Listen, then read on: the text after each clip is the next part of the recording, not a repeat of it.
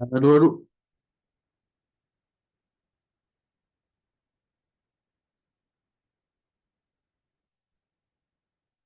Allô, allô.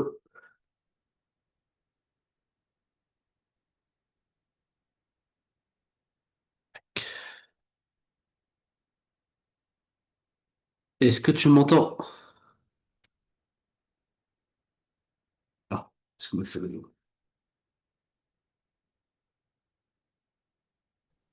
Allô, allô. Allô? Oui, tu m'entends bien? Oui, Comment ça va? ça va et toi? Ça va, je te remercie. Je te remercie, je te remercie. Ouais, désolé de t'avoir sollicité, mais c'est vrai que je savais pas trop ce quoi tu voulais travailler. Non, mais c'est moi qui avais oublié d'envoyer. Je savais qu'il fallait envoyer les textes que je voulais travailler de ça, mais j'avais complètement oublié. Ouais, bah y a pas de souci. Disons que là, c'est un peu... Ça doit être un peu chargé pour toi, donc je te comprends, y a pas de souci. Après, c'est vrai que derrière, bah, c'est pratique au niveau de l'organisation, mais on se débrouille tranquillement. Ça fait, au pire, après on verra peut-être pour ce dimanche, enfin, on verra à la fin du cours peut-être ce que tu veux faire pour la semaine prochaine. Comme ça, Oui, directement. ça Comme ça, marche. moi, je te casse pas la tête à t'envoyer un message le samedi ou le dimanche la veille, quoi, tu vois. Ou le D'accord. jour même. Donc voilà. Que je pense que ça peut être pas mal. Alors voilà. Je pense qu'on va surtout faire en fait Rimbaud Lame de Gouges. Je t'avoue que Baudelaire, j'ai pas eu trop le temps de le voir. Donc si ça te convient. Oui. Donc, le poème de Rimbaud, ma bohème. Ensuite, ce que tu m'as envoyé sur Olympe de Gouges. On va voir ça. Pardon. Et ensuite, bah, on définira notre programme pour la semaine, pour la semaine suivante. Donc voilà. Donc ça fait sur Rimbaud, t'as un commentaire ou t'as pas de commentaire? T'as juste ce que tu m'as envoyé? Bah, j'ai le commentaire fait par le prof, mais ça, c'est ce que j'ai envoyé, c'est ce que j'ai fait du coup mercredi pour m'exercer à préparer mon oral. Ah, d'accord. D'accord, ça fait t'as préparé un brouillon d'oral. Oui, D'accord, c'est ça. j'avais pas compris. Et t'as mis que ça ou t'as mis des petites infos aussi à côté? Bah, du coup, j'ai envoyé la feuille en dessous, du coup, au crayon de bois, je sais pas si on voit bien sur la photo, mais Ouais, j'ai écrit en grosses lignes ce que je devais dire. ouais, je vois. D'accord. Ah bah excellent. Ah, attends, je vais reprendre ça. Excellent. Voilà. Parfait. D'accord. Bah excellent. Ah bah ça c'est excellent, ça c'est bien. Et t'avais fait la même chose sur Rimbaud, sur Baudelaire donc. J'avais fait... Oui, c'est Ouais. ça. Alors, ce que je peux te proposer, c'est que on fait Rimbaud, on fait celui-là aujourd'hui. Oui, On fait Olympe de Gouges. Comme ça, on va dire qu'on travaille sur un texte que tu dois revoir entièrement avec le commentaire de ton prof. Et on travaille aussi sur un peu sur l'oral pour voir ce que tu vas dire sur Rimbaud. Et la semaine prochaine, on travaille sur Baudelaire. oui, Et on retravaille ensuite sur un texte. Tu me diras quel texte tu veux qu'on retravaille. Tu m'enverras le commentaire de ton prof. d'accord. Tu vois. Comme ça, on dira que le travail sur Baudelaire, bah, tu l'as déjà fait. Comme ça, au moins, Oui, oui, moi, j'aurais plus qu'à le voir et à regarder un peu ce que ça donne. ça marche. Nickel. Eh ben, c'est parti. Dans ce cas, qu'est-ce que... Oh, excuse-moi, ça va trop de temps. Bon, voilà. Qu'est-ce que tu as à me dire sur Rimbaud? Ah, il n'est pas passé. C'est passé. Qu'est-ce que tu as à me dire sur Rimbaud en introduction? Bah, déjà que ma bohème, c'est extrait des cahiers de Douai, Très bien. écrit à Douai lors de la fugue d'Arthur Rimbaud Très bien. durant la guerre franco-prussienne. Excellent. Donc, en quelle année? T'as raison, hein, excellent. Ouais, du coup, là, 1870, ma bohème. Excellent. Excellent, ok. Est-ce que tu as d'autres éléments? Bah, que c'est un poème écrit par un écrivain très jeune, parce qu'il a écrit Les Hmm. Cahiers de Douai à l'âge de 16 ans. Effectivement. Est-ce que tu peux me parler? Qu'est-ce qui pourrait me manquer? Peut-être là. Est-ce que ça a été. Quand ça a été publié? Après sa mort, Très bien. Ça a été publié à titre posthume. Excellent. Ce recueil de poésie, il l'avait confié à un ami. Et qui ensuite, devait le effectivement, brûler. ça a été. C'est à titre posthume. D'accord? Est-ce que tu peux me donner. Très bien, tu m'as donné le contexte, un peu Arthur Rimbaud, d'accord. Est-ce que tu peux me donner un peu les différents thèmes de ces cahiers de Douai? Voilà, dans Les Cahiers de Douai, il parle de la guerre, Hmm. il critique Napoléon III, Oui. il parle Est-ce- aussi de sa relation avec la nature, Oui, très bien. sa relation avec les femmes aussi, Oui, et de son émancipation ben, en global, un peu de tout, son émancipation de la famille, très bien. amoureuse. Très bien, son émancipation familiale, son émancipation. Alors, peut-être que tu pourrais rajouter l'émancipation liée à la société également et aux conventions sociales Oui, aussi. Mais c'est très bien ce que tu as dit, hein. Là, je fais juste que compléter. Donc, très bien, l'émancipation liée donc aux conventions sociales, l'émancipation liée à la société et l'émancipation également liée à la forme elle-même de la poésie classique. oui. Il vient se démarquer beaucoup à sa façon d'écrire. Très bien, excellent. Donc, pas grand-chose à rajouter. Alors, dans le cahier, alors ouais, je sais pas si tu l'avais vu, donc peut-être que je te le montrer sans faire exprès. Dans les cahiers de Douai, donc t'as ce poème qui s'appelle donc Ma Bohème. Oui. Euh, Quelle est la forme de ce poème? Quelle est la forme de ce poème? C'est une forme hyper classique. Bah, il a deux quatrains et deux tercets. Très bien. Et on appelle ça comment? Hmm, Est-ce que tu t'en rappelles? je suis pas sûr, Ouais. mais en prose. Alors, c'est quoi la différence entre un poème en prose et un poème en vers? Un poème Ah versif? oui, non, ouais, je confonds. En Ouais, prose, c'est pardon.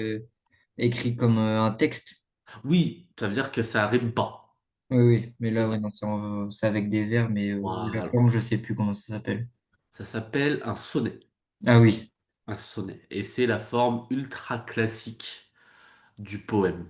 Voilà. oui, C'est la forme ultra classique du poème. Et la forme encore plus classique, c'est le sonnet en alexandrin. Ça, oui, t'as dû oui. en entendre parler. Donc, c'est combien de vers en alexandrin? Si tu te poses la question pour te piéger. Bah, un alexandrin, c'est quand il y a 12 syllabes dans un vers. Oui, excuse-moi, combien de syllabes dans le vers? Oui, t'as raison. Et excuse-moi, effectivement, oui, un alexandrin, c'est 12. Très bien.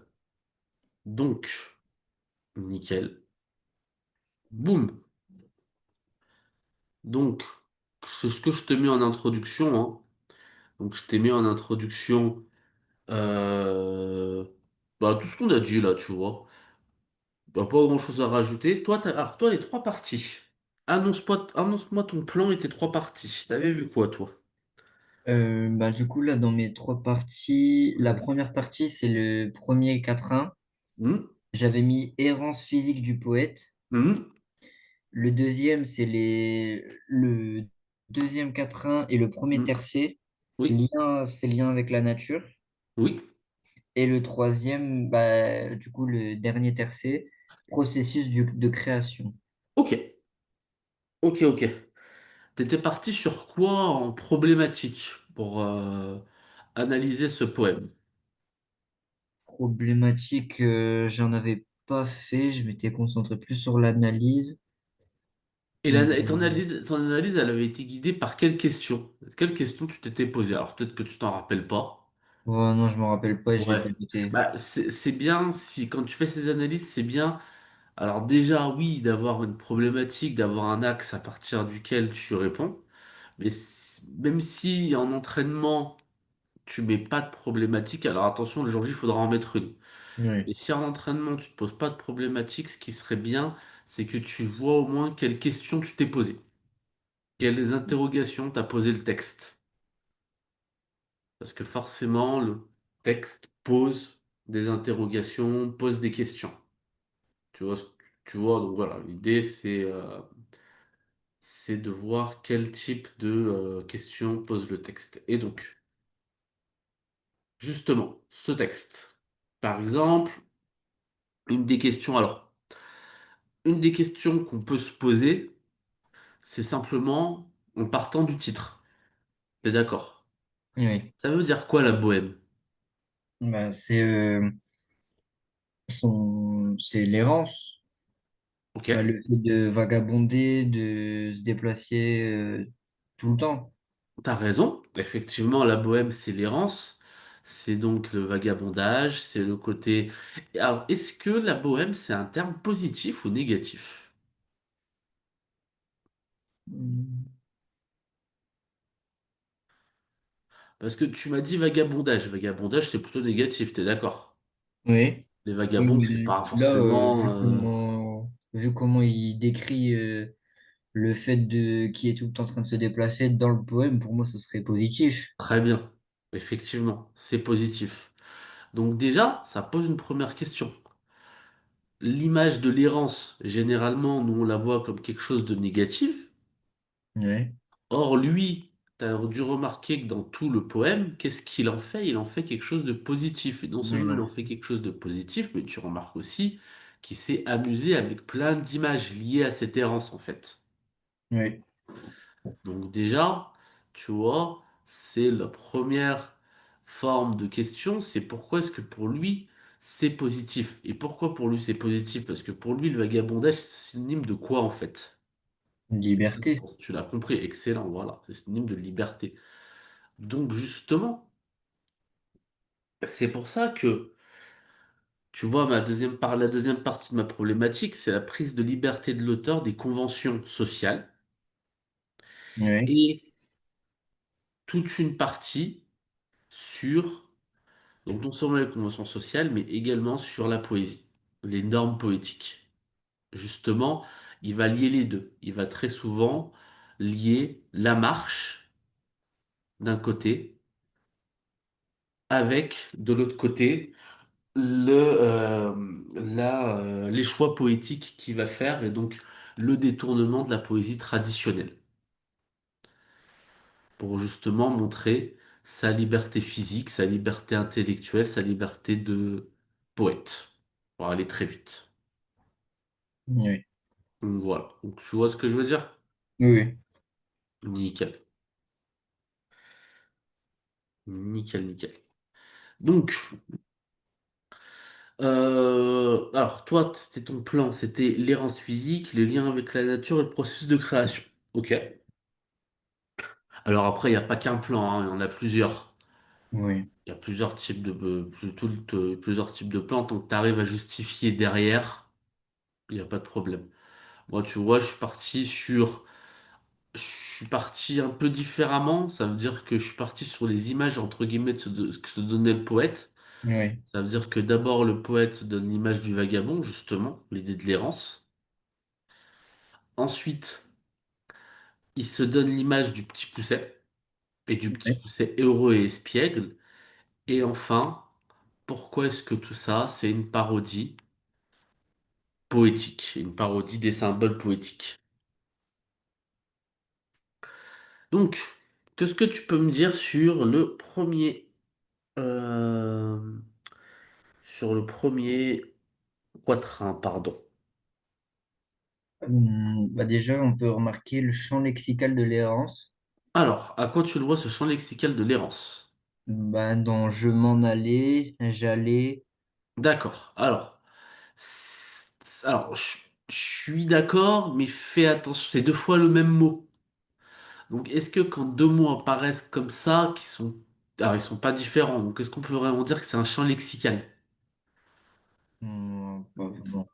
C'est parce que si c'est un champ lexical, ça veut dire qu'il y aurait peut-être deux mots différents en fait. Ouais. Tu vois?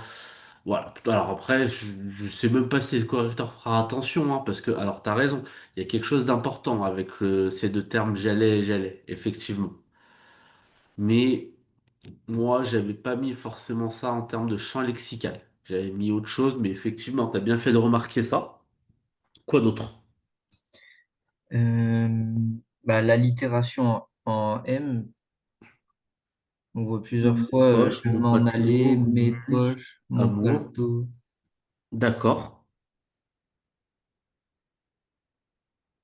très bien.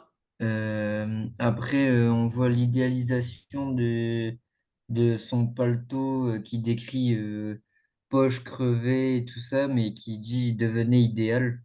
Très bien. Donc, t'as bien compris c'était quoi le paletot, effectivement. C'est quoi le paletot? Ah, c'est un long manteau. Excellent. Ouais, c'est le long manteau, très bien. Donc, bon, pourquoi tu m'as parlé d'idéalisation? Bah, parce qu'il d'abord il dit mes poches crevées et tout ça, il Oui. donne des points négatifs, mais Oui. après lui il dit que pour lui il était idéal comme il était. D'accord, effectivement. Donc l'idéalisation, ça tu l'as bien vu très bien. L'idéalisation du côté vagabondage justement, donc du côté le manteau qui devient idéal parce qu'il est totalement usé comme le poète le veut finalement. Ok, quoi d'autre sur Euh, cette... Est-ce que tu as vu d'autres choses? Bah, là pour la suite, ah si, il dit, on voit sa proximité avec la muse parce qu'il a Chitois. Oui, Il dit j'allais sous le ciel, muse. C'est une forme de, on a l'impression qu'il est proche avec la muse en fait. oui, je suis d'accord, il y a une proximité avec une muse, d'accord. Je suis d'accord avec toi. La muse, c'est qui dans la littérature antique? C'est la déesse de quoi? Euh, la nature. Hmm, Non, je sais pas. c'est pas la nature, c'est la poésie. C'est Ah, elle qui inspire de la muse. Alors, dans un terme poétique, dans un terme artistique, quand on parle d'une muse, on parle de quelqu'un qui inspire une personne. Je sais pas si tu as déjà entendu parler de ce terme. bah, j'ai Quand entendu quelqu'un muse. parle d'une muse, il dit bah, que cette personne, elle m'a inspiré. Ouais. Donc voilà, donc ça veut bien dire que la muse, elle va l'inspirer. Ok, excellent. Ensuite, est-ce que tu as vu d'autres choses? Sur ce quatrain-là, non. Ouais, ok. Alors, c'est parti. Donc, t'as raison. Très bien. T'as bien insisté sur le vagabondage. Donc, le vagabondage qui se fait forcément à pied.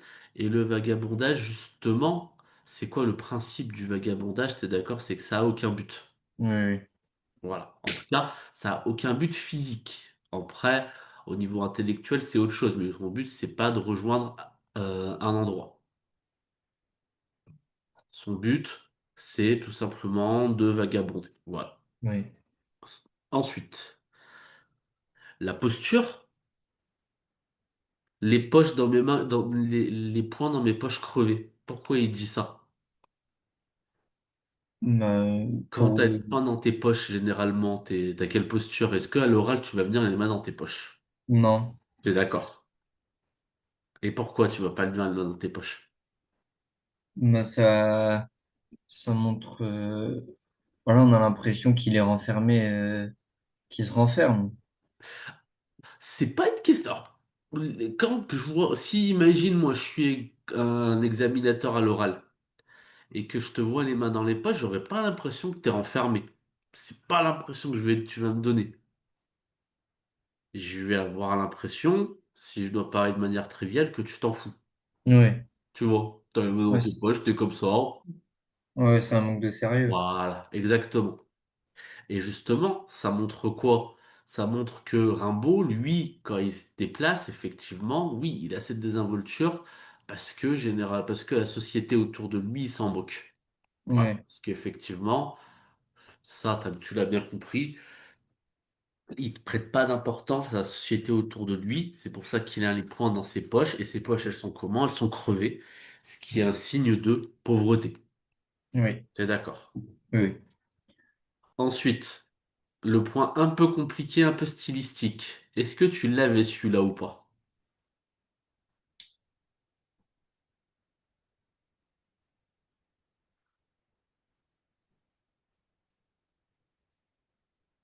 Si t'arrives pas à le comprendre, dis-moi, je te le réexplique. Mais après, c'est de la technique poétique. C'est justement une des manières qu'il a de totalement changer, euh, de totalement changer la poésie, enfin sa poésie.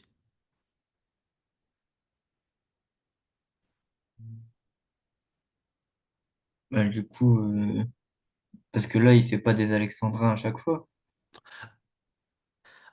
Du coup, l'Alexandrin, il est dans le premier vers. Je m'en allais les poings dans mes poches crevées. Oui, T'es d'accord? oui, oui, Ok. Généralement, et t'es d'accord qu'après je m'en allais, t'as une virgule, pardon.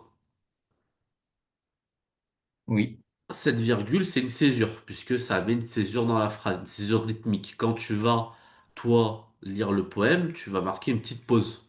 oui, Voilà. Donc tu es d'accord que c'est une césure. Généralement, puisque la poésie, tu es d'accord aussi que c'est, en tout cas pour les poètes classiques, c'est un art de la perfection. Le sonnet, oui, justement, ça fait partie des règles codifiées de la poésie. C'est comme ça, c'est pas autrement. Ah bah, le sonnet, qu'est-ce qu'il dit? Le sonnet, il dit, normalement, si tu fais une césure au bout du sixième, de la sixième syllabe, pour que ça fasse 6-6, oui, pour que ça soit parfaitement égal. Une partie de syllabe, d'ailleurs, partie d'un vers, pardon, excuse-moi. Une partie d'un vers s'appelle un hémistiche. Je sais pas si tu oui, l'avais vu, ça. oui, oui, Donc, justement, comme ça te fait 6-6. Or là, oui, déjà, tu es d'accord que c'est déséquilibré, puisque d'un côté, tu as 4, et dans la seconde partie de l'hémistiche, tu as 8. oui, Donc déjà, tu as le déséquilibre rythmique. Donc le côté affranchissement des règles de la poésie. Voilà. Ça, t'es d'accord.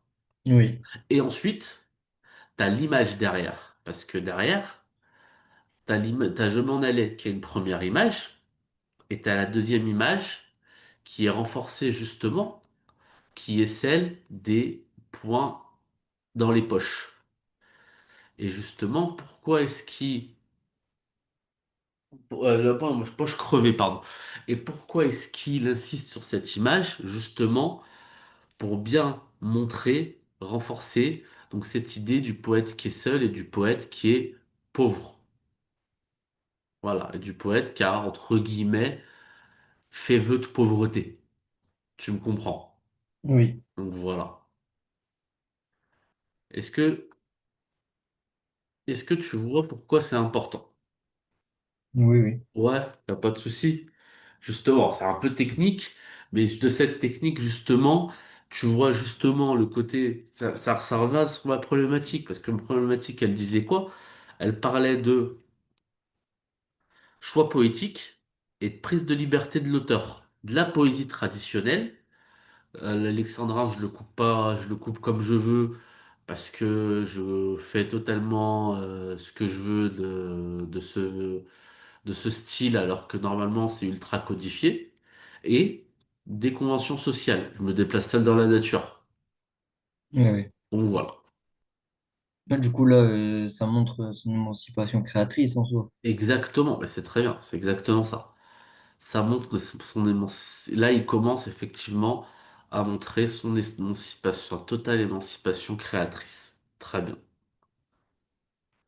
Donc, le paletot. Très bien. Donc, tu as raison, le paletot, c'est le manteau. Ça, j'y reviens pas. Donc, tu as bien compris l'image qui devient tellement usée qui correspond justement à l'idéal du poète. C'est-à-dire que le poète lui-même veut vivre dans cette extrême pauvreté. Et c'est en vivant dans cette extrême pauvreté que il réalise, entre guillemets, son rêve. Et son rêve, justement, c'est d'avoir ce paletot totalement usé. Et d'ailleurs, il y a même un jeu de mots sur le paletot, parce que même le paletot en lui-même, en fait, il est tellement usé qu'il en devient idéal dans le sens où il devient une idée du paletot. Oui, Tu vois ce que je veux dire? oui, En gros, ça ressemble plus à un paletot, quoi. oui. C'est qu'un bout de tissu totalement méconnaissable. Donc ça, c'est la troisième idée. Donc, t'avais la rime, je sais pas si t'as remarqué la lésion en haut, paletot aussi. Ah oui, non, je l'ai pas vu. Donc voilà, qui marque aussi le côté un peu trivial entre guillemets.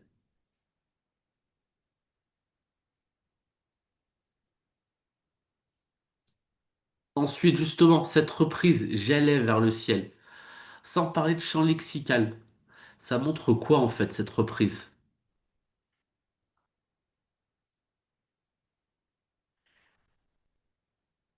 Elle montre quoi en fait? Pourquoi il dit j'allais? Parce qu'il veut montrer qu'il est en perpétuel mouvement. Oui, il est encore Ouais, tu vois, déplacé. tout simplement. J'aurais pas parlé de champ lexical parce que le champ lexical, c'est vraiment deux mots différents, mais qui, t'as raison, après appartiennent au même type de mots. Effectivement, avec des mots qui ont le même sens.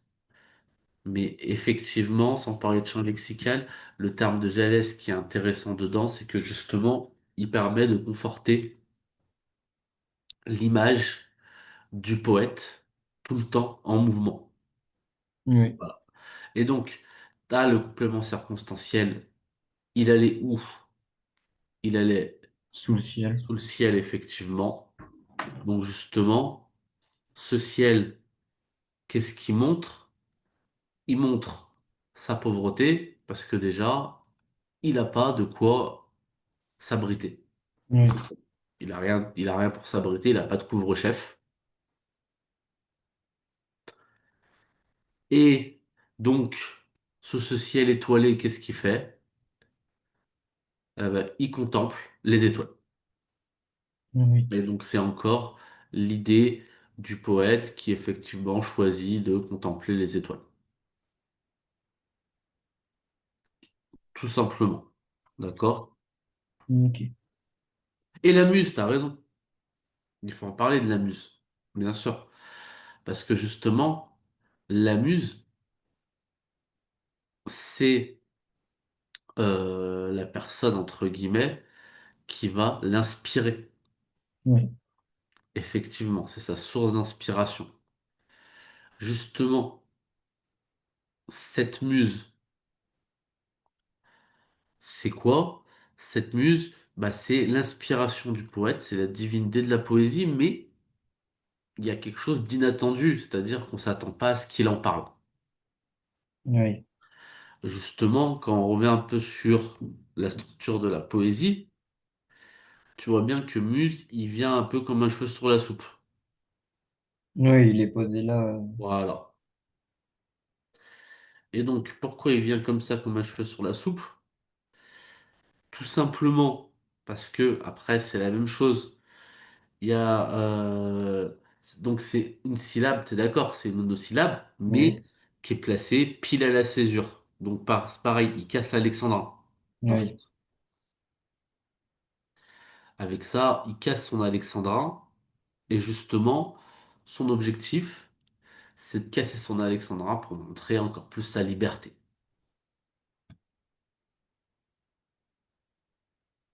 Tu vois ce que je veux dire?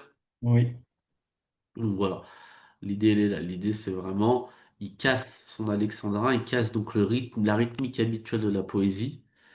Et en cassant la rythmique habituelle de la poésie, en fait, il démontre sa liberté ultime, qui est celle, t'as raison, du poète, et d'ailleurs du poète qui est inspiré de qui? Qui est inspiré de la muse. Voilà, ça veut dire qu'on peut même aller encore plus loin en disant que le poète casse la rythmique habituelle de la poésie sous l'inspiration de la divinité de la poésie. Je sais pas si t'as vu ce que je voulais dire, mais il casse les codes inspirés de celle qui, entre guillemets, ferait les codes, à oui. savoir la divinité Ok, de ok. la poésie. Voilà, tout simplement. Et donc le féal, est-ce que tu as vu c'était quoi féal ou pas? Bah, Féal, c'est une sorte ben, un peu de prosternation, de dire qu'il Alors, était ben, qu'il était un peu, comment expliquer ça. Ben, qu'il était soumis à la muse. très bien, il est soumis à la muse. La féale, ça évoque le côté fidélité. Je sais pas si tu as vu ça. Oui, Donc ça rime avec idéal forcément. Et donc, pourquoi c'est important? C'est important et tu as raison, parce que c'est un rapport quasi religieux. Ça veut dire que c'est vraiment la muse qui est sa source d'inspiration. oui. Très bien. Maintenant, qu'est-ce que tu as vu sur son second vers? Sur sa seconde strophe, pardon. Sur le deuxième quatrain. J'avais, je savais pas comment le dire, mais le oh là là, c'est, je sais plus, je me rappelle qu'on l'avait vu en cours, mais que, en fait, c'est pas quelque chose, il l'a écrit, mais c'est quelque chose qui se dit et qui s'écrit pas normalement. Excellent, excellent. Surtout dans de la poésie. Très bien. Dans de la poésie classique, c'est quelque chose qui s'écrit absolument pas. T'es Ouais, d'accord? Excellent. Très bien. Donc ça amplifie justement son côté désinvolte. Il s'en fout des règles, il s'en fout absolument de tout. ouais. Donc il dit ce qu'il veut. Voilà. Très bien. Ça, tu l'as très bien remarqué. Quoi d'autre? Est-ce que tu as vu d'autres choses? Hmm. Est-ce que tu as vu quelque chose dans le second quatrain? À partir donc de... Ah oui, tiens, bon. Que d'amour splendide j'ai rêvé. Ça te dit quelque chose ou pas? T'as pu retenir, t'as pu commenter Hmm. quelque chose sur ça ou pas? Non. Alors, qu'est-ce qui veut dire le poète par là? Est-ce que t'as une idée au moins du sens? Bah, pour moi, c'est l'amour qu'il a pour la muse qu'il idéalise encore. Alors, oui. Est-ce que l'amour c'est au singulier ou au pluriel? C'est au singulier. Mais là, du coup, c'est écrit au pluriel. Voilà, là du coup c'est écrit au pluriel, donc ça veut dire que peut-être que c'est pas un amour pour la muse, peut-être que c'est des amours qui voudraient avoir vécu, Ah oui, plutôt d'amour terrestre effectivement, pas réellement d'amour lié à la divinité, et donc des amours splendides. oui. On pourrait reconnaître quoi, même si c'est pas exactement ça, on pourrait reconnaître dans quoi, dans le terme amour splendide? Une- un type de figure de style un peu en exagération. Ah oui, Alors c'est pas exactement ça, mais je pense pas que ça choquerait un commentateur, enfin un oui, ça peut prof de français que fonctionner. tu auras au bac si tu dis ça. Je pense pas que ça le choquera. Oui. Je pense pas qu'il fera une crise cardiaque, mais est-ce que tu te rappelles ou pas? Du nom de la figure de style? Ouais,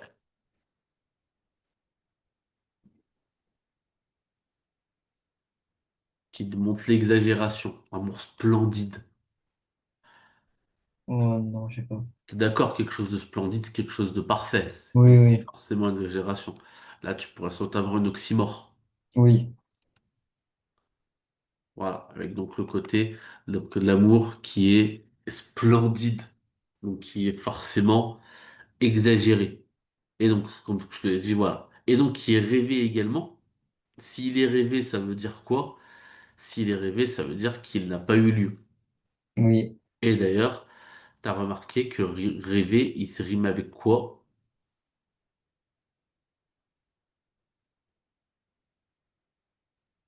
bah, avec crever. Voilà, avec crever. Et pourquoi il fait rimer rêver avec crever? Qu'est-ce qu'il veut montrer par là?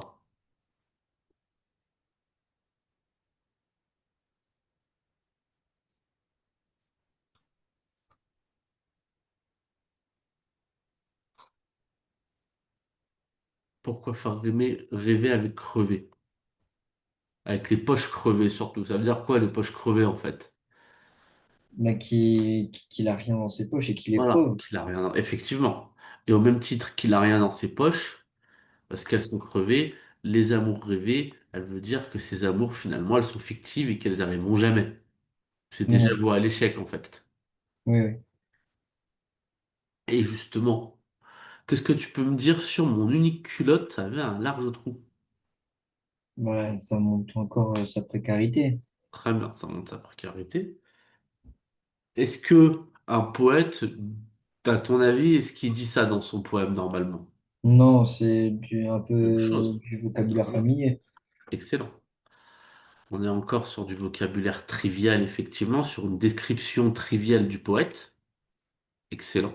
qui vient encore casser les codes du coup. Très bien. Qui vient encore effectivement casser totalement les codes de la poésie. Très bien.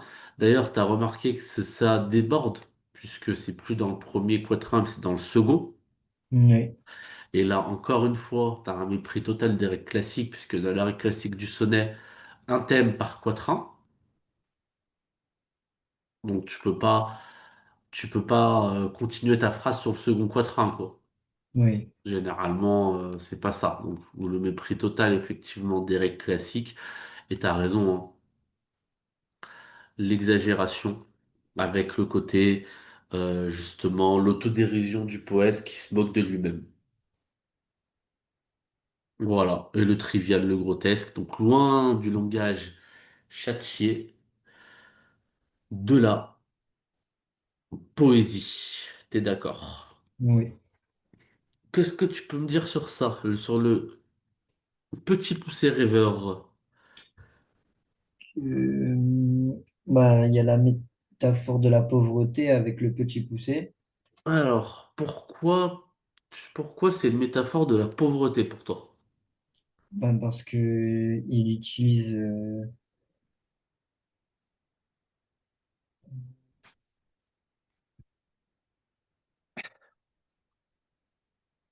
Pourquoi? Pourquoi? Est-ce que le petit... Alors, la figure du petit pousset, parce que parce je qu'il pense que utilise petit poussé pour se décrire lui-même. Alors oui, ça je suis d'accord, effectivement. Il utilise la figure du petit pousset pour se décrire lui-même. Très bien, ça je suis 100% d'accord. Maintenant, le petit pousset dans le conte de fées, qu'est-ce qu'on peut en dire? Il est lié à quel type de... Est-ce qu'il est lié à quoi? Est-ce que son histoire, on le connaît parce qu'il est pauvre? Est-ce qu'on le connaît pour autre chose? Non, parce qu'il est abandonné. Ouais, parce qu'il a abandonné effectivement, mais surtout le petit pousset, le début. Alors bon, je connais pas le début du petit pousset, Ah, on c'est connaît. parce qu'il est pas comme les autres. Oui, effectivement, mais on connaît quoi surtout du petit pousset en fait? La majeure partie des gens, ils connaissent quoi du petit pousset? Quand tu leur dis petit pousset, qu'est-ce qu'ils vont te dire tout de suite?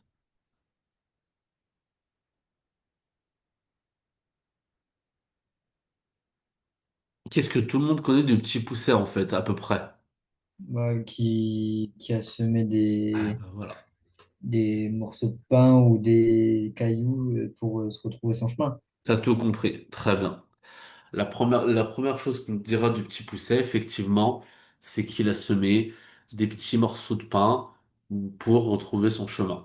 Ça veut dire que c'est pas forcément lié à la pauvreté, même si dans le conte, il est pauvre, mais c'est pas forcément lié à ça. C'est surtout lié, et d'ailleurs, tu le vois bien dans le vers, il est lié en fait au côté rêveur et j'égrenais dans ma course. C'est d'ailleurs le terme de j'égrenais. Qu'est-ce qui veut dire ce terme de j'égrenais? Il rappelle quoi justement? Pourquoi il utilise le terme de j'égrenais?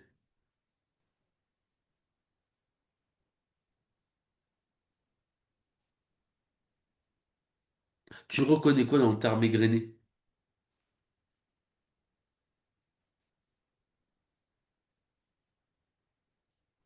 C'est pas du tout. Dans le terme égrené. Alors, tu sais, ça veut dire quoi j'égrenais dans ma course? Non. J'égrenais dans ma course, ça veut dire que je faisais comme le petit pousset. Ça veut dire que je semais dans ma course. Ok. C'est un adjectif pour semer.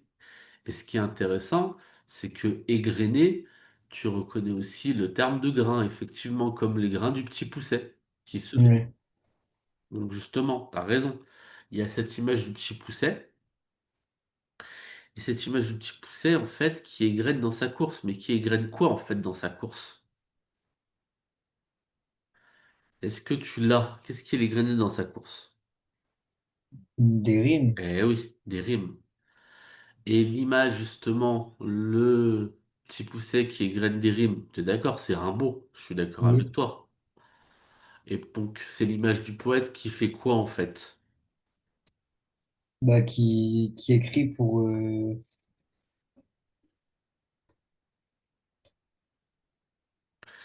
T'as raison, vas-y, vas-y, vas-y. Qui écrit, bah, qui écrit pour se retrouver. très bien, qui écrit pour se de retrouver, ou qui, effectivement, comme Rimbaud, marche à la belle étoile et euh, chante des rimes, parle pour se retrouver, pour trouver l'inspiration. Très bien.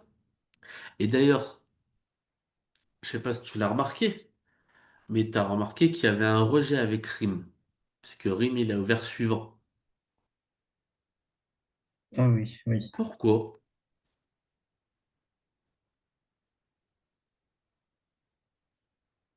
Pourquoi, à ton avis? Et ça, c'est très fort. Bah, du coup, là, c'est un enjambement. Alors, ouais, mais pourquoi on a ce rejet ou cet enjambement? Bah, pour faire comprendre que c'était des rimes qui l'égrenaient et D'accord. pas autre chose. Ok. Mais ces rimes, en fait, elles sont jetées comme le petit pousset jetait ses cailloux de sa poche. Et Mm. donc, tu as l'image de la rime qui est jetée de l'autre côté du verre, comme le petit pousset jetait ses petits cailloux de l'autre côté du chemin. Je sais pas si tu Ah vois ce oui, que je veux dire. oui, oui. Mais tu as cette image, effectivement, tu vois, ne serait-ce qu'à travers le rythme de la poésie, tu as une image qui est totalement différente. Et justement, c'est ça qui rend cette poésie assez incroyable, c'est que justement, il arrive même à faire comprendre que que lui, c'est le petit pousset parce qu'il jette ses rimes comme le petit pousset jetait ses cailloux finalement de l'autre côté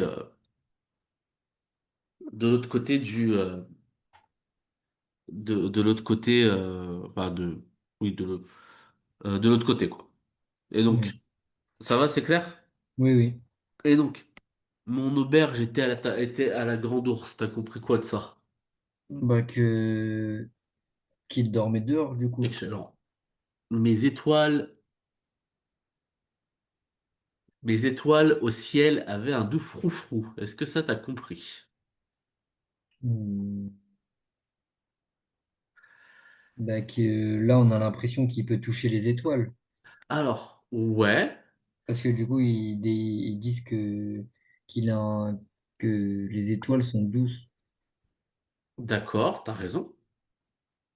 Elles avaient un doux froufrou. Est-ce que tu sais c'est quoi un froufrou?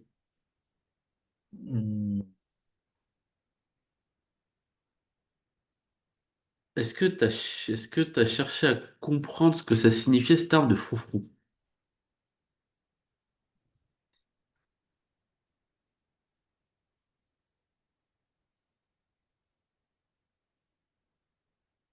Alors, t'as raison, il est près des étoiles. D'ailleurs, il est si près des étoiles que limite, il a l'impression de les entendre, en fait.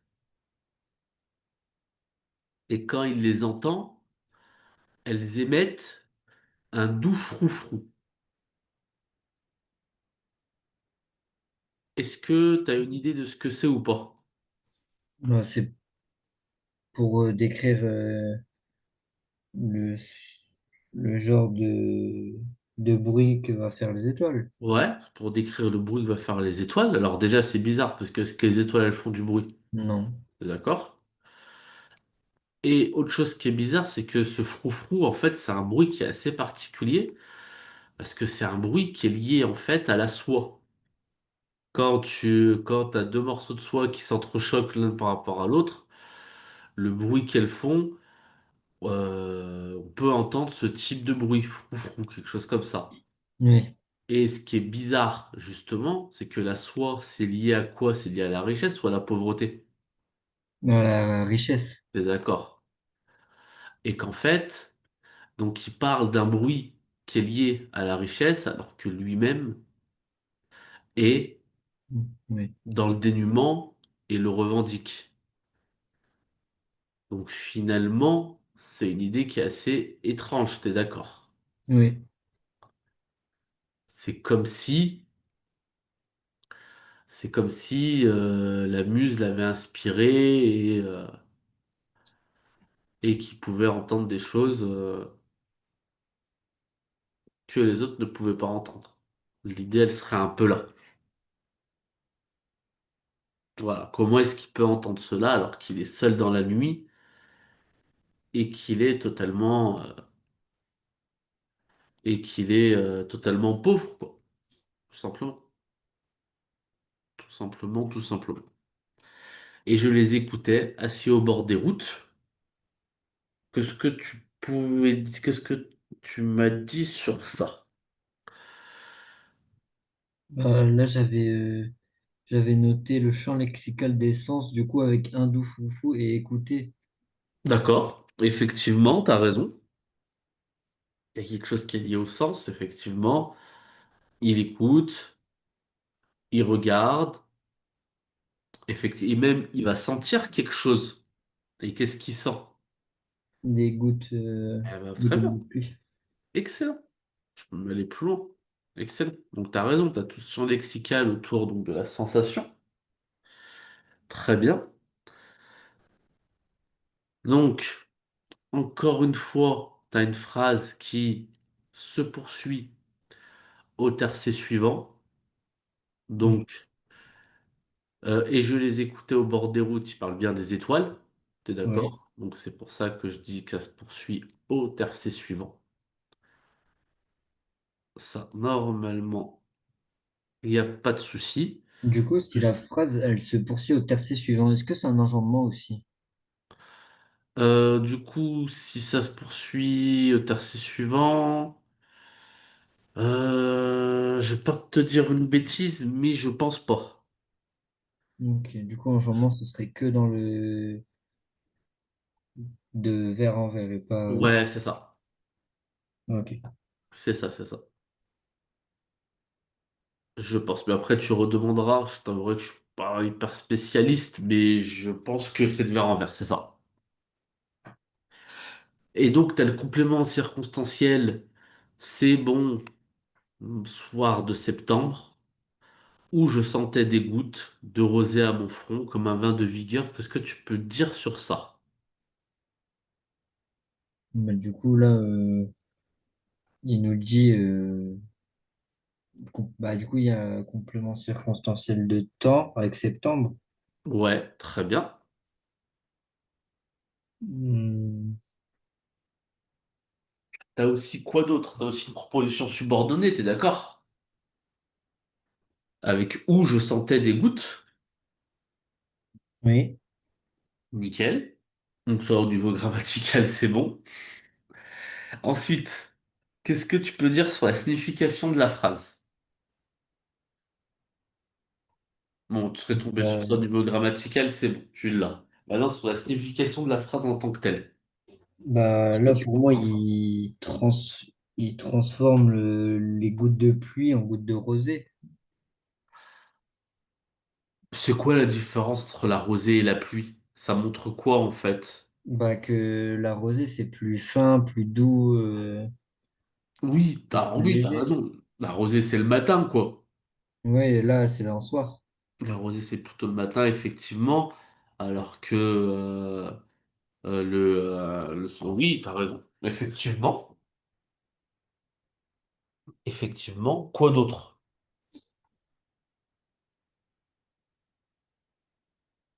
Est-ce qu'il n'y a pas une image qui te vient quand on parle de front, de vin, de rosé, donc d'eau?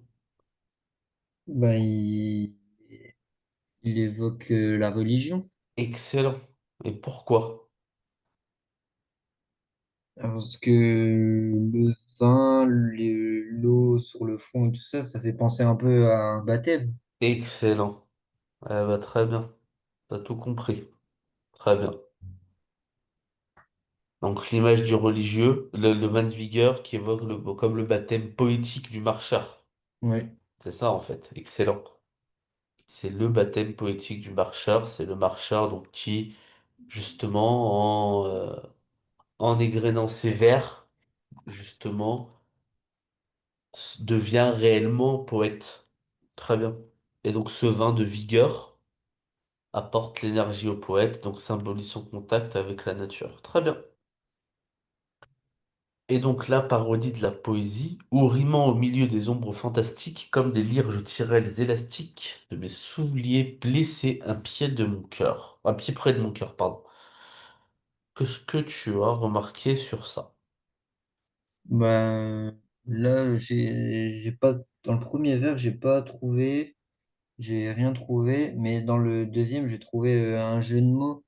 Il dit comme délire, et c'est un jeu de mots, on dirait que, mais du coup, il dit délire et pas délire, avec, Tu pensais qu'il voulait dire délire D-E-I-D-E-L-I-R-E? oui, Ah, non, c'est pas ça. C'est pas ça, c'est pas ça. Tu sais ce que c'est une lyre? c'est pas une plante. Non. Attends, je vais te montrer ce que c'est une lyre. C'est un instrument de musique antique.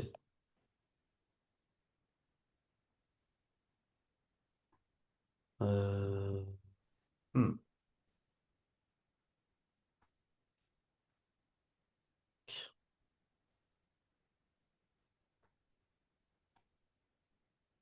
Je vais te montrer ça rapidement. Peut-être que tu en as déjà vu, mais tu sais pas ce que c'est.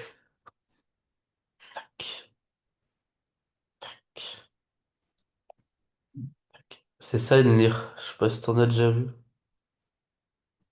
Ah oui, Ouais, c'est ça une lyre. Et justement, la lyre, c'est l'instrument favori de la muse. ok. Justement. Justement. Ah Donc, bah oui, parce que à chaque fois, elle est représentée avec, non? ouais, exactement. Très bien. Donc, t'as l'image qui continue, effectivement. Donc, rimant au milieu de ces ombres fantastiques. Qu'est-ce qu'il apporte le poète quand il parle d'ombres fantastiques?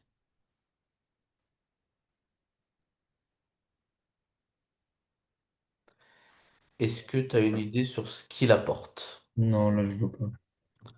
Les ombres fantastiques, qu'est-ce que ça peut apporter en fait dans l'atmosphère globale de la poésie?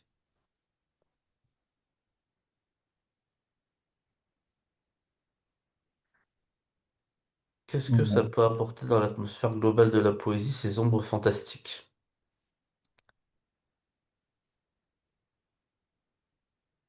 Le poète marche, tout va bien, il rime, et au milieu de lui, tu comprends quoi? Il y a quoi? C'est qui les rimes fantastiques? C'est quoi les ombres fantastiques? Tu comprends c'est qui en fait?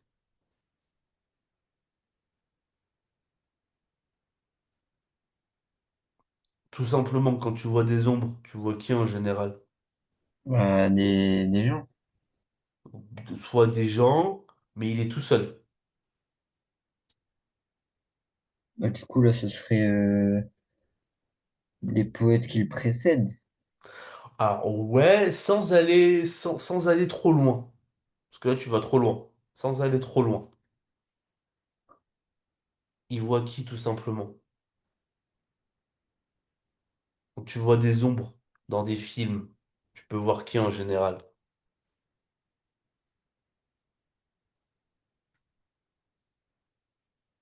Ouais, je sais Des fantômes,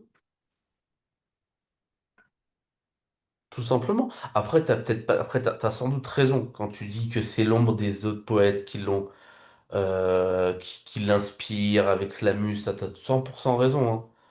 Mais si tu commences simplement,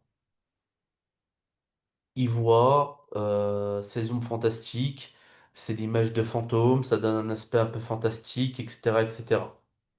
Ok. Tu vois? Et après, t'as raison, forcément. Si le correcteur te demande ces ombres, c'est qui à votre avis, s'il te pose cette question, ah Oui. bah, t'as 100% raison. Oui, ces ombres, c'est sans doute les personnes, les poètes qui l'ont inspiré, les poètes qui l'ont précédé, etc., etc. Très bien. Ça, je suis 100% d'accord avec toi. Et donc, comme des lyres, je tirais les élastiques de mes souliers blessés, un pied dans mon cœur. Est-ce que ça, t'as une idée de ce que tu pourrais dire là-dessus ou pas du tout?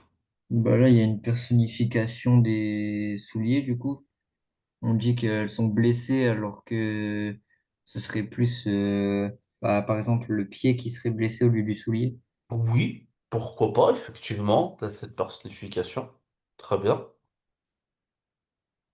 Qu'est-ce que tu vois d'autre? Est-ce que faire rimer fantastique avec élastique, est-ce que c'est quelque chose de poétique?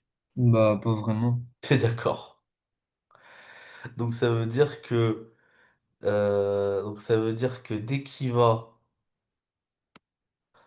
parler un peu ou rimant au milieu des ombres fantastiques, donc là tu t'attends à un truc formidable, à quelque chose de fabuleux en termes de poésie. Et tu vas avoir quoi? Tu vas avoir comme délire, je tirais des élastiques. Donc là, encore une fois, il casse totalement son poème. T'es d'accord? Oui, Il casse la rime en tout cas de son poème pour bien montrer le côté justement autodérision. Le côté justement le poète qui ne se prend pas au sérieux. Et donc, les souliers blessés. T'es d'accord que soulier aussi, c'est pas. C'est pour ça que dans le terme de parodie. T'es d'accord? Parce que c'est quoi une parodie? bah Si tu devais définir c'est quoi une parodie? c'est quelque chose de grotesque. Ou c'est quelque chose de grotesque, effectivement. C'est-à-dire, qu'est-ce que tu veux dire par grotesque? Bah, de faire des exagérations pour, pour faire rire, T'as raison, c'est pour faire rire, hein. T'as raison, c'est pour faire rire, c'est pas pour se prendre au sérieux, oui, effectivement. oui, oui, Faire des exagérations, euh, utiliser un vocabulaire qui est inadapté, etc., etc. Donc t'as raison. Faire quelque chose comme les souliers, quelque chose qui est pas du tout poétique, quelque chose de trivial, le mettre dans un poème comme ça, quoi, par exemple. T'es d'accord? oui, Et donc, comparer les lacets à quoi? À une lyre. oui, C'est un peu la même chose. Puisque les souliers ont quoi? Ont des lacets forcément. oui, Et ces lacets, donc, ce sont comme les lyres. Et forcément, les cordes d'une lyre, c'est poétique.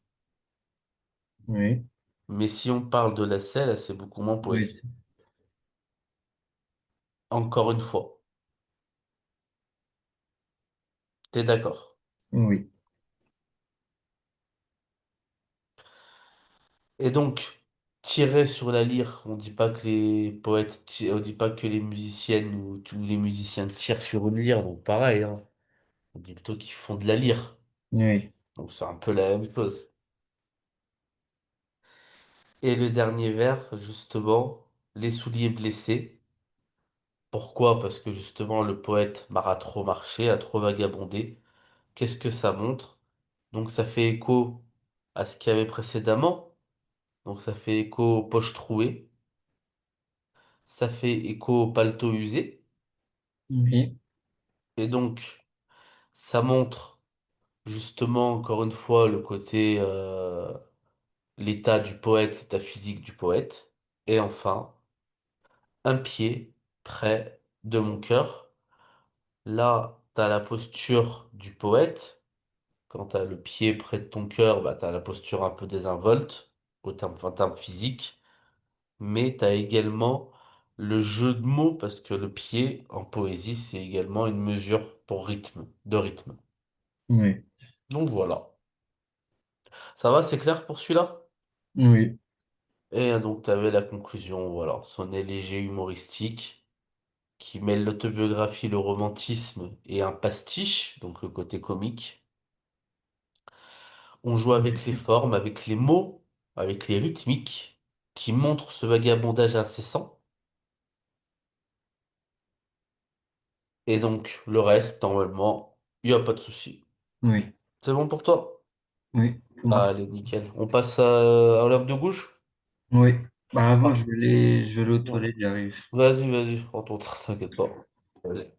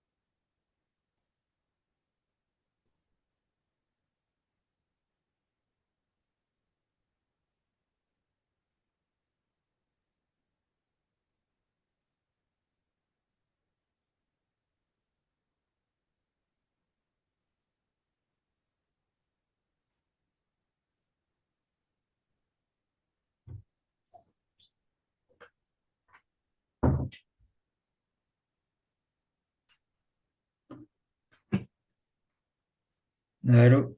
Oui, parfait. Allez, c'est parti. Donc, Olympe de Gouges.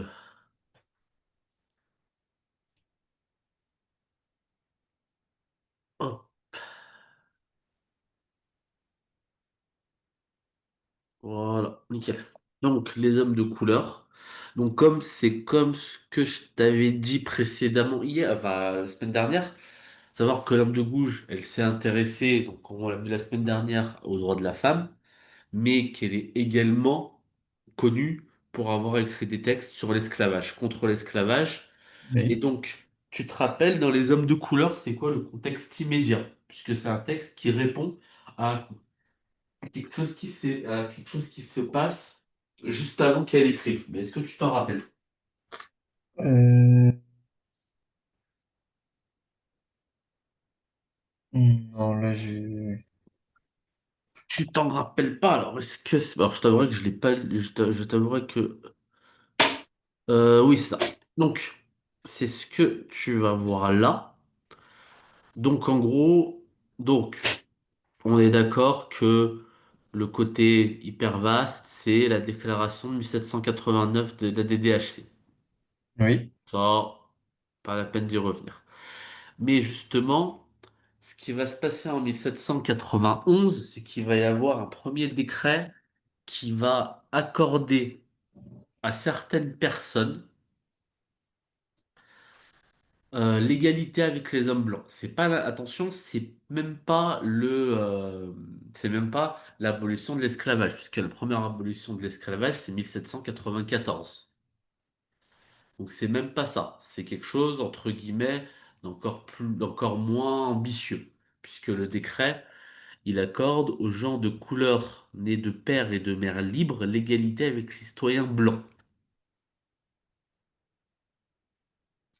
ok.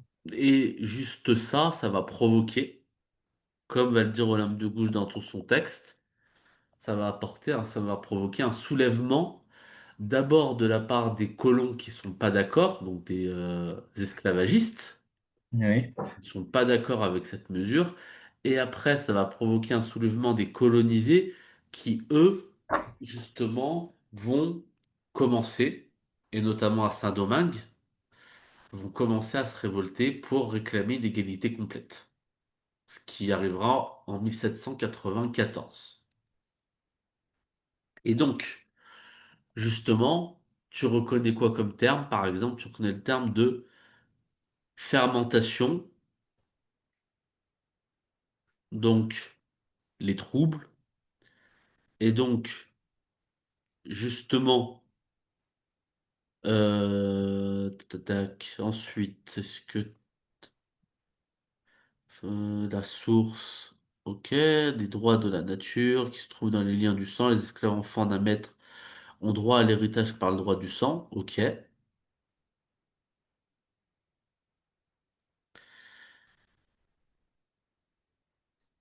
Ça va pour toi, ça, c'est bon? Oui. Hop. Donc, comment Madame de Gauche dénonce l'action inhumaine des colons esclavagistes? Comment elle propose une solution au problème, c'est-à-dire la loi? Voilà, ok. Donc ça, c'est bon. Donc, elle dénonce, sans les nommer, les responsables des troubles qui agitent les colonies en Amérique. Oui. Comment elle attaque directement les traitements inhumains réservés par les colons aux esclaves? Et enfin, que propose-t-elle? Donc, à savoir la loi et la justice. Ok. Donc, donc tu as ces trois mouvements. Normalement, c'est bon. Je le fais assez vite, hein. Ouais. Je le fais assez vite. Est-ce que tu te rappelles un peu de ce texte ou pas? Bah, un peu, mais pas de tout, tout, tout. Est-ce que tu te rappelles de choses liées au premier mouvement, par exemple, ou pas?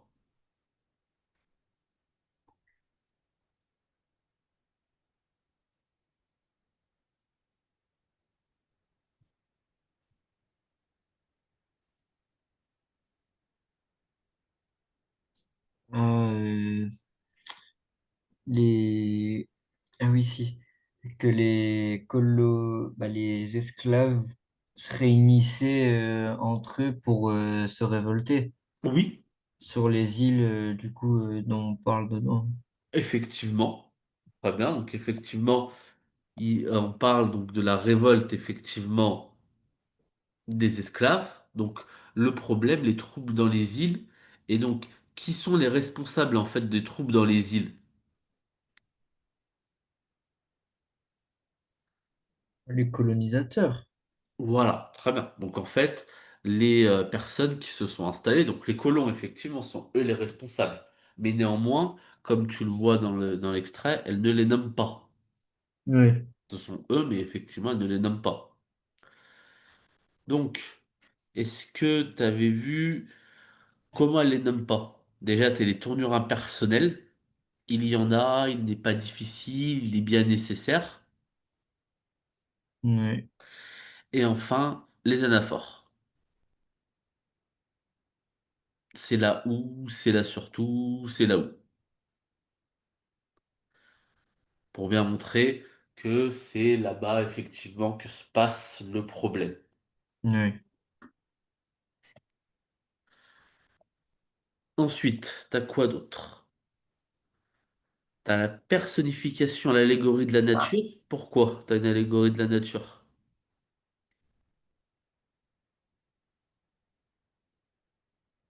Parce qu'on dit que la nature frémit Très bien, excellent. Parce que la nature frémit.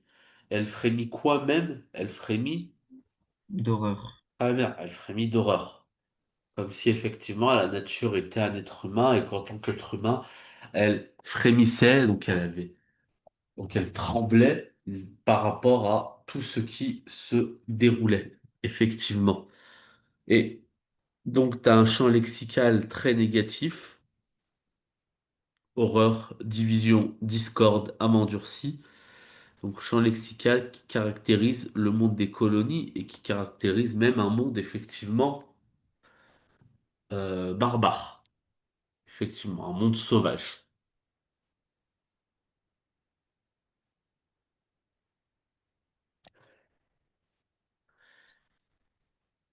Et donc, par rapport à ça, tu as un autre champ lexical, donc celui de la nature qui est plus civilisé. Et donc là, t'as un retournement de situation parce que t'as compris quoi en fait? T'as compris que les hommes étaient devenus quoi et que la nature elle était devenue quoi en fait?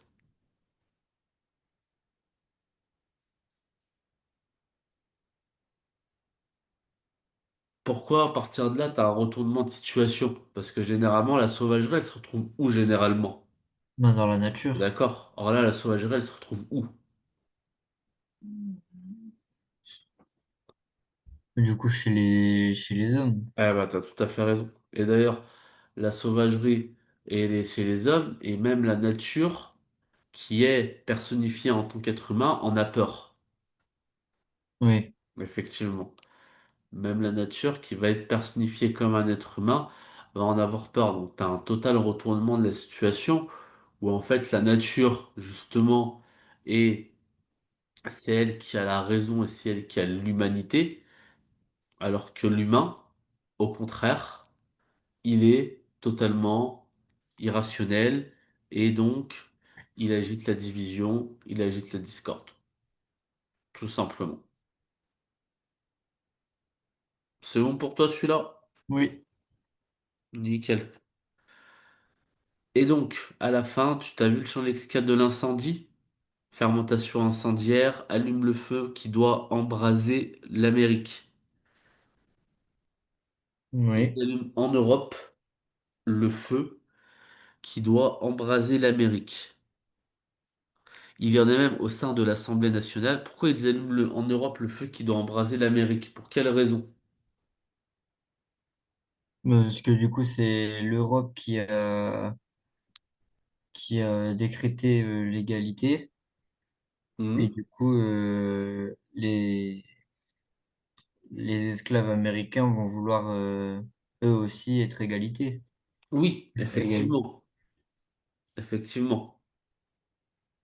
Donc, il y a effectivement ce côté, effectivement, ce sont les Européens qui, par leur décret, ont apporté la liberté au, euh, au peuple, aux esclaves, à certains esclaves, pas à tous encore, à certaines personnes, pas à certains esclaves, à certains hommes libres, même, puisque si on Oui, revient juste sur le décret, le décret aux gens de couleur nés de père et de mère libres, donc même pas à tous les esclaves. oui, Et même ça, effectivement, c'est totalement insuffisant, puisque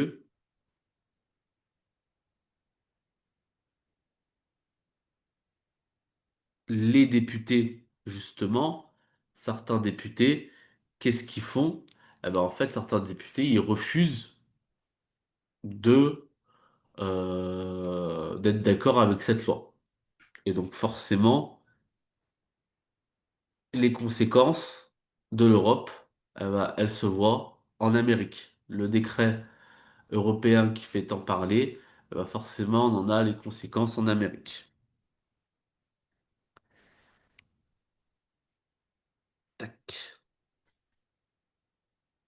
Donc, comme tu l'as vu, elle réagit à l'actualité politique immédiate. Comme tu l'as dit, tournure impersonnelle, dramatisation, forcément. Donc, elle rend effroyable et bouleversante la situation des esclaves et le refus des esclavagistes de céder aux idées abolitionnistes. Et donc, le registre pathétique qui est utilisé par le vocabulaire, elle ne nomme pas les responsables de ces violences, elle dénonce ces violences, critique l'Assemblée nationale. Donc voilà, c'est clair pour toi? oui. Ça, normalement, ça doit le faire sans trop de soucis. Second mouvement, donc elle dénonce le traitement inhumain que les colons infligent aux esclaves. Est-ce que tu as des souvenirs par rapport à ça?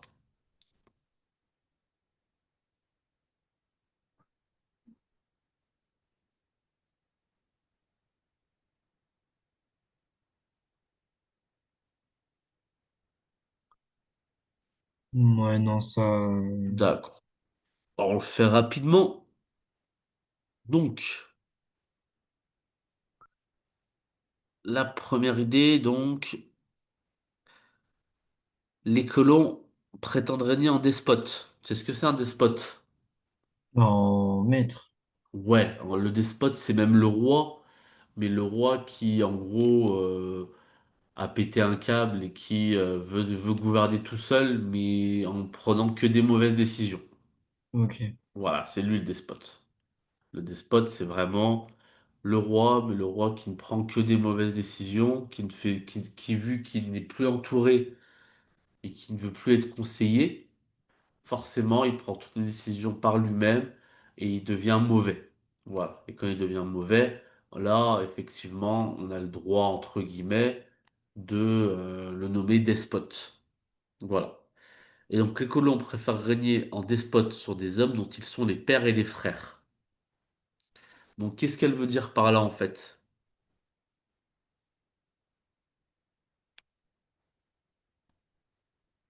Bah, que tout le monde vient de, bah, tout le monde est égal, bah, tout le monde est pareil en fait. Très bien.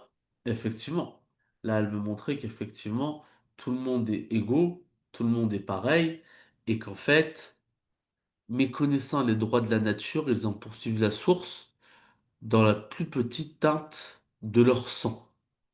Donc, effectivement, ça veut dire que ce qui accroît leur humanité, en fait, c'est que ils sont même prêts, entre guillemets, à frapper leur propre sang, c'est-à-dire leur frère, leur père, et également les métis. Ouais, Et donc ça accroît effectivement leur inhumanité. Donc elle rappelle effectivement le roi déchu. Ensuite, les violences des colons. Elle condamne les violences et les persécutions perpétrées par les colons. Donc, assouvir notre cupidité, notre aveugle ambition. Donc le côté moral négatif, effectivement. Donc elle décrit des colons obstinés, sans humanité, sans morale, qui méprisent l'homme. Ça, c'est bon pour toi? oui, Ça veut dire quoi quelqu'un de cupide?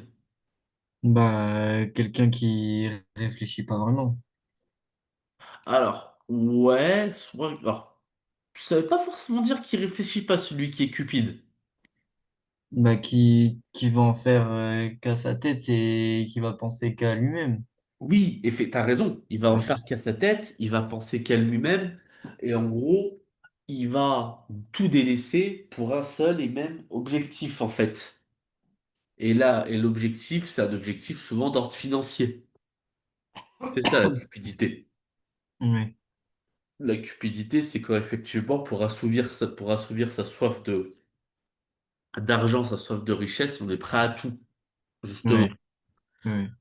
Et donc, c'est dans ces lieux que le père méconnaît le fils, etc., etc. Donc, encore une fois, il y a ce côté inhumain que même entre familles, effectivement, on se bat.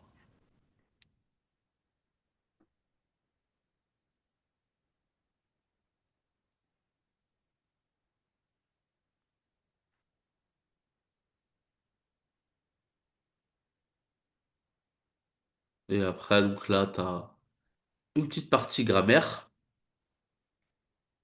avec notre, nous, notre, le discours direct.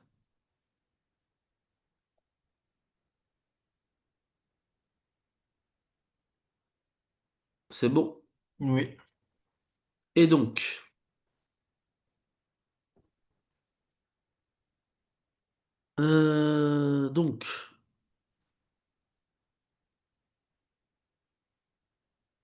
pourquoi est-ce qu'elle parle beaucoup de sang, en fait? Est-ce que tu as une idée? Dans le texte, elle parle beaucoup de sang, t'as remarqué? oui, Pourquoi elle parle beaucoup de sang, en fait? ben, pour dire que on est tous pareils, parce qu'on a tous le même sang et on vient tous de Ouais. la même racine. Mais pour les colos, est-ce qu'on a tous le même sang? Pour Bah ces non, personnes-là, justement. pour eux, on n'est pas tous pareils. D'accord, déjà, on n'est pas tous pareils, effectivement. Et comment il les faisait, et comment la différence, il pouvait la faire, justement? Les différences entre les personnes, il la faisait sur quoi, en fait? Bah sur leur couleur de peau. pour leur couleur de peau, effectivement. Et il y avait également l'idée, justement, parce que ce décret, il est pour qui en fait? Rappelle-moi, il est pour qui ce décret? Pour les femmes. Il n'est pas pour les femmes, ce décret. Non, il est pour bah, du coup les hommes de couleur. Oui, mais il manque quelque chose. Il n'est pas pour tous les hommes de couleur. Et pour les colons. Hum, hum. Regarde, il est pour qui ce... Regarde, attends, revois. Alors, il est pour qui ce décret?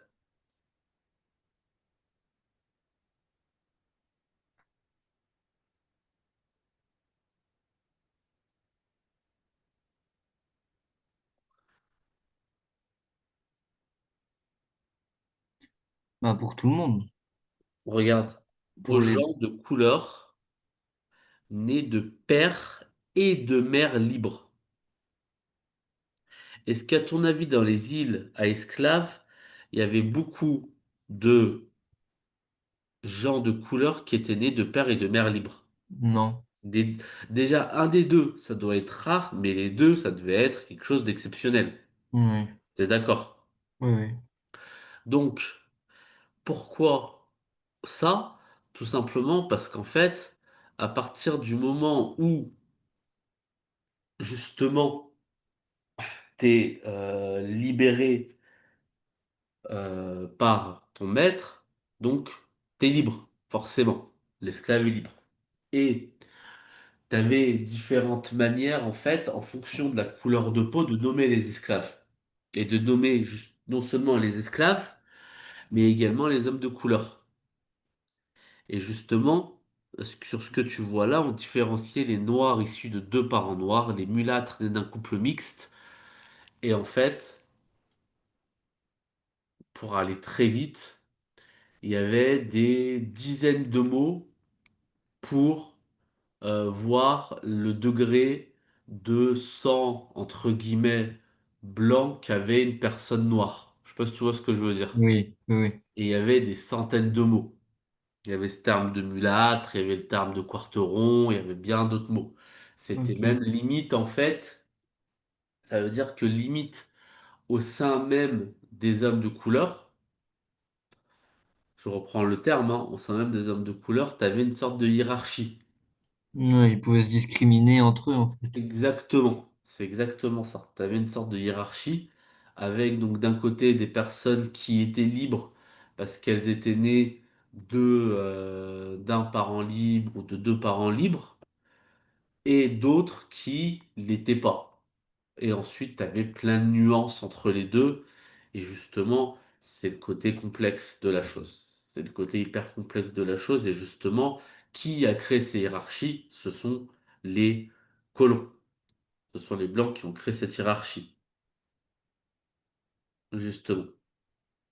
Et Ouais. donc notre sang circule dans leurs veines, mais nous le répondrons tout s'il le faut pour assouvir notre cupidité, notre aveugle ambition. Qui parle là en fait? Les colons. Très bien. Pourquoi est-ce qu'ils parlent? Pourquoi est-ce qu'ils disent ça les colons? Les colons ils disent ça parce qu'ils sont prêts à tout pour en fait garder leur pouvoir, quitte à tuer en fait leur propre fils. Mais Ouais. pourquoi ils disent ça? Parce que tu es d'accord, t'as déjà vu des cours sur les sociétés esclavagistes et sur commerce triangulaire. Oui. Donc, tu es d'accord avec le fait que quand en fait ces colons arrivaient sur place, souvent, même la plupart du temps, ils faisaient des enfants avec les femmes africaines. Oui. Et que, en gros, ça donnait des enfants qui étaient métis. Oui. Et que ces enfants, justement, en fonction après des générations, génération après génération après génération, en fonction d'avec qui également ils faisaient des enfants, en fonction de plusieurs critères, ils pouvaient être amenés à être plus ou moins haut placés. Oui. Et donc ça veut dire qu'en gros, pour aller très vite, ces colons sont même prêts à détruire leur propre société pour l'argent. Oui. Et ils le disent. Tu vois l'idée? Oui, oui. Ouais, l'idée, elle est là. L'idée est que ces colons, tellement ils sont cupides, tellement ils sont aveugles, ils sont même prêts à, à exterminer leur propre société. Voilà, tout simplement. Mais du coup, ça, c'est quelque chose qu'elle a inventé ou qu'elle a repris d'un vrai discours d'un colon? Alors ça, je pense que c'est quelque chose qu'elle a inventé. Ouais, C'est un effet rhétorique, clairement, clairement. Mais justement, ça a cet effet rhétorique parce qu'elle veut choquer. ouais, Elle veut choquer son auditoire, justement. Et elle veut choquer son auditoire. Elle parle d'une situation qui est assez dramatique. Elle en parle de façon très très dramatique. Et justement, elle veut choquer son auditoire. Et elle choque son auditoire en parlant de ça, justement. Et donc, le discours direct aussi, il permet de choquer, puisque dans le discours direct, tu as directement, justement, la parole du colon. C'est comme si le colon parlait, en fait. oui, oui, Voilà. C'est bon pour toi? oui, Nickel. Donc ensuite,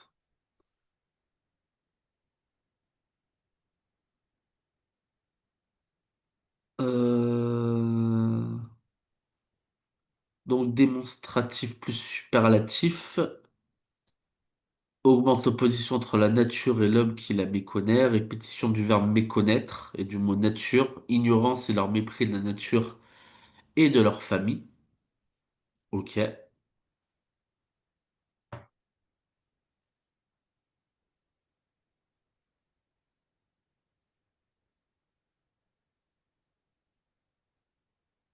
Et donc oui, répandront, assouvir, méconnaître, étouffer des verbes d'action négatifs. Effectivement. Forcément.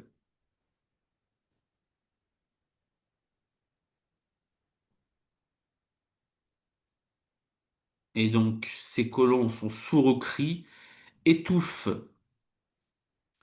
les charmes, donc la métaphore du corps, effectivement, sensation négative. Les antithèses, donc étouffe, charme, père et fils, cri du sang, ok. Personnification pour désigner leur propre famille, ok.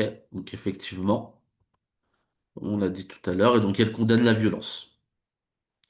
Donc ils ne voient pas la souffrance de leur propre sang, le père ignorant son propre fils. C'est bon pour toi? oui,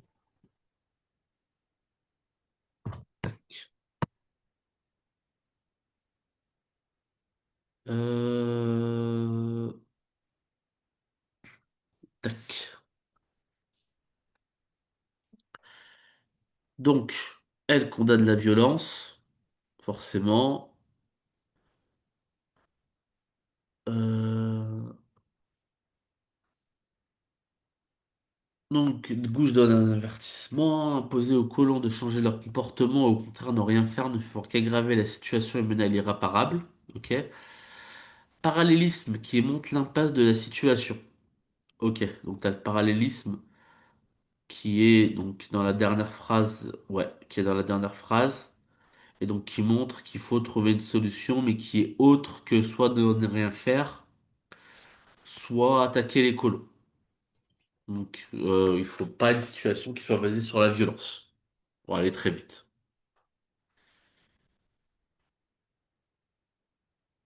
Et donc la solution, justement, c'est c'est la loi. C'est bon. oui, Et donc, l'application de la loi. Une main divine. Vocabulaire religieux, d'accord. Donc il semble se répandre partout. Donc tu as encore une fois une notion avec le rappel de l'être suprême. Ok.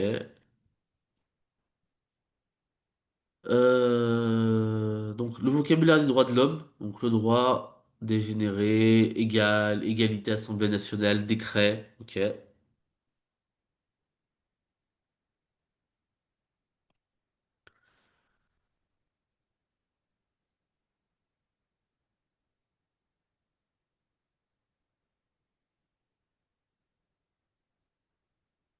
Et donc, vent de liberté souffle enfin. Ok, siècle de lumière. Révolution des DHC, la main divine qui permet ce souffle de liberté rappelle l'être suprême de la DDHC, d'accord. La loi doit s'appliquer pour encadrer cette liberté, donc la protéger et éviter les abus, comme ce qui se passe dans les îles avec les colons, rappelle de la nécessité que la loi soit égale pour tous, ok.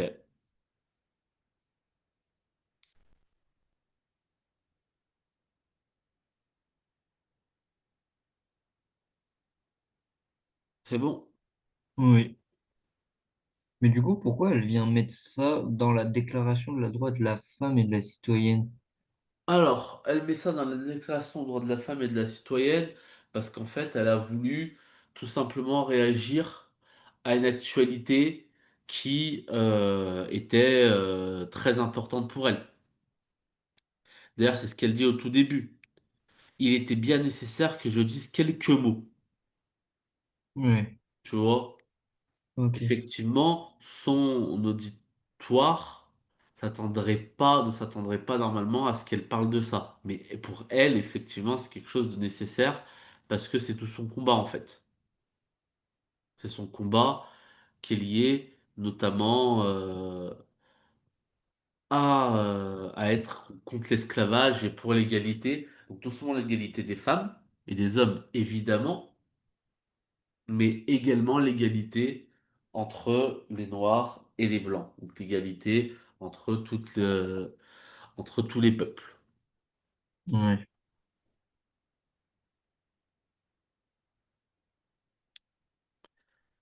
Donc voilà, voilà. Et après, donc, voilà, t'as la conclusion. Et après, t'as l'ouverture avec justement, voilà, sa pièce de théâtre, voilà, qu'elle avait faite un peu avant. Sa participation dans la Société des Amis des Noirs. Et comme je te l'ai dit, celui qui va lutter aussi pour l'abolition de l'esclavage, qui est l'abbé Grégoire, qui saluera qui saluera sa mémoire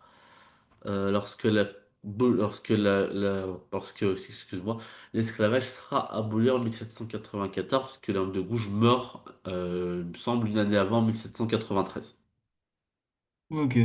Donc voilà. Donc voilà, voilà. Est-ce que tu as des questions? Non, pour moi, c'est tout bon, là. Ça fait la semaine prochaine. Donc, qu'est-ce que tu veux faire? On va dire, on fera Baudelaire la semaine Oui. prochaine. Donc, je vais le mettre dans les objectifs pour le cours de la semaine prochaine. Tac. Donc, la semaine prochaine, on sera le premier. On sera le 1er juin. Ouais, non, le doigt est le premier, ça. Donc, premier.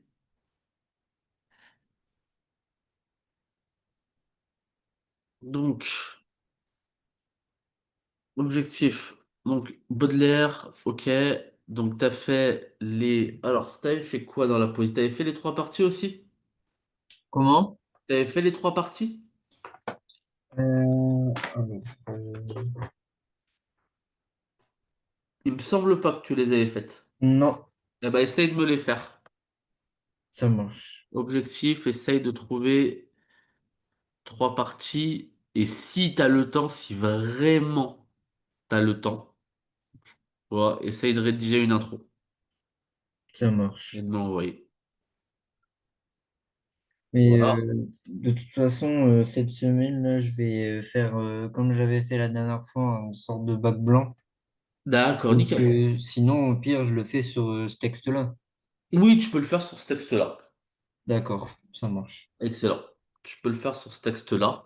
Effectivement, on va se dire que donc c'était Baudelaire, c'était lequel? Le Joujou du pauvre, ok.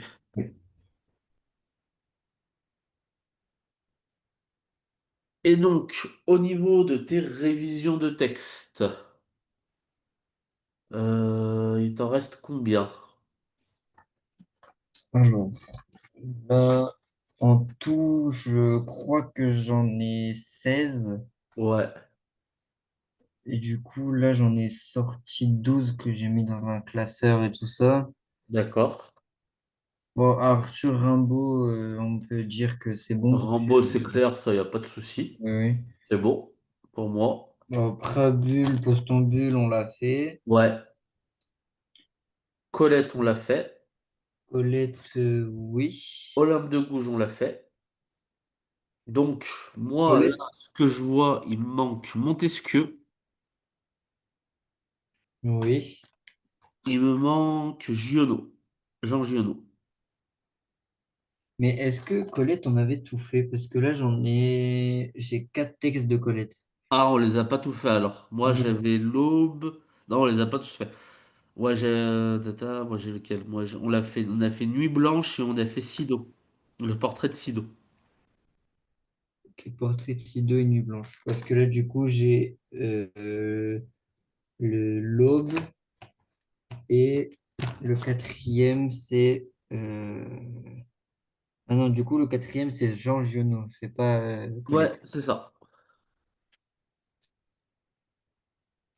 Je pense qu'il te reste Montesquieu et Giono. Oui, Montesquieu aussi, ça me dit quelque chose. Faudrait que je regarde dans les textes Ouais. ce que j'ai pas Montesquieu, t'as les sorti. lettres persanes. Lettres de Roxana Uzbek.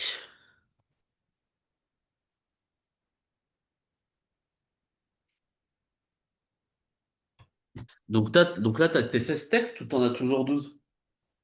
J'en ai 12 de sorties là, parce que le prof a pas encore donné, parce que notre prof met sur un site les textes pour qu'on puisse les sortir et les travailler et tout ça. D'accord. Et il a pas encore sorti le site, le lien, il nous a pas encore envoyé le lien des nouveaux textes. Ok, pas de souci. Pas de souci, pas de souci. Bah écoute, bah c'est nickel. Bah dans ce cas, dans la liste que tu m'as envoyée, bah il reste ces deux textes en fait. Oui, Donc on fera le commentaire de ces deux textes. Donc on en fera un des deux. Je pense pas qu'on fera les deux, bah après on sait oui, jamais. Ça peut aller assez vite. Ça peut aller assez vite. Donc voilà. Comme ça, au moins, je te dérange pas la semaine prochaine. Je sais quoi faire, donc au moins, c'est cool. Allez, nickel. Bah, c'est bon pour moi, écoute. C'est bon, c'est bon. Bah écoute, bah la semaine prochaine, on fait comme ça. On fait une petite heure sur le bac blanc. On va voir ce que ça donne. oui. Et ensuite, alors ce texte, tu peux l'avoir aussi à l'oral de Baudelaire. Euh, oui, Ouais. Donc tu peux faire les deux en fait. Donc ouais, c'est cool. Dans les deux cas, c'est bon, ok. Et ensuite, tu m'envoies les deux commentaires de Montesquieu et de Giorgiono ça et marche. on regarde ça tranquille. Allez, je te remercie. Bonne soirée à toi. Merci à toi aussi.